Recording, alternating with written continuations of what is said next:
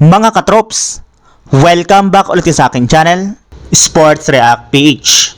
At ngayon nga ay pag-uusapan natin ang balitang pagkuha na ng New Orleans Pelicans kay Bennedict Mathurin.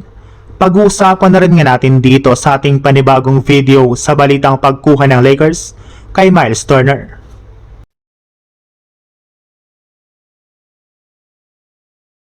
Tuluyan na nga po mga katrops nagdesisyon si Bennedict Mathurin na lumipat sa New Orleans Pelicans matapos nga po nitong umayon sa isang 2-year $16 million deal na may kasamang player option sa ikalawang taon. Pero mas interesante ang naging dahilan kung bakit pinili ni Mathurin ang ganitong kontrata. Ayon nga po sa mga ulat, bago niya tinanggap ang alok ng Pelicans, hiniling ng kanyang kampo na bawiin sa Clippers ang kanyang $8.8 million qualifying offer. Sa halip na manatili sa restricted free agency, pinili nga po ni Mathurin ang isang kasunduang magbibigay sa kanya ng mas malaking seguridad habang pinapanatili ang kanyang flexibility para sa susunod na offseason. At dito naging malinaw ang kanyang plano. Hindi lamang mas malaking pera ang naging prioridad ni Mathurin, mas mahalaga para sa kanya ang magkaroon ng mas mabilis na daan patungo sa unrestricted free agency sa susunod na summer, kesa pumirma ng mas mahaba at mas malaking kontrata na magbibigay naman ng mas matagal na kontrol sa kanya ng isang kupunan. Para naman sa New Orleans Pelicans, malaking dagdag si Mathurin sa kanilang batang core. Matagal na raw siyang sinusubaybayan ng Pelicans at nakikita nila siya bilang mahalagang peraso kasama sina Zion Williamson, Trey Murphy III, Derek Quinn at si Jeremiah Fears.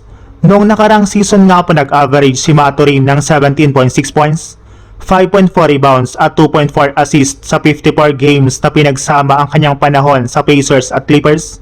Kaya ngayon isang malaking pagkakataon ang naghihintay kay Bennedict Mathurin sa New Orleans Pelicans.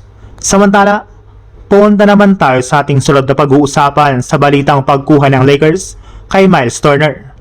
Mukhang hindi pa nga po tapos ang Lakers sa kanilang pagpapalakas ng kanilang roster ngayong offseason. Since sa isang bagong proposed 3-team trade, target umano ng Lakers ang Milwaukee Bucks center na si Miles Turner na maaaring maging malaking dagdag sa kanilang frontcourt at depensa. Ang trade na ito ay isang hypothetical proposal lamang at hindi isang kumpirmadong kasunduan.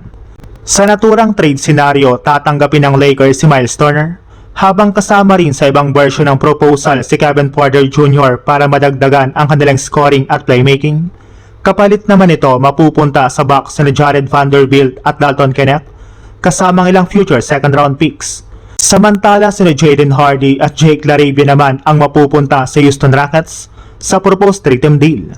Malaking bagay nga po para sa Lakers ang posibleng pagdating ni Turner dahil kilala ito bilang isang mahusay na rim protector at 3-point shooter.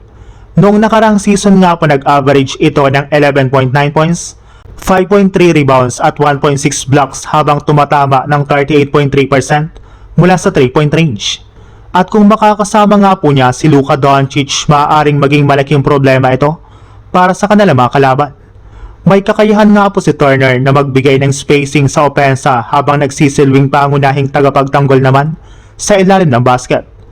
Kaya naman kung sakaling maisakatuparan ang ganitong trade, maaaring mas maging balanse ang Lakers na may scoring, may shooting at higit sa lahat, may dagdag depensa sa loob.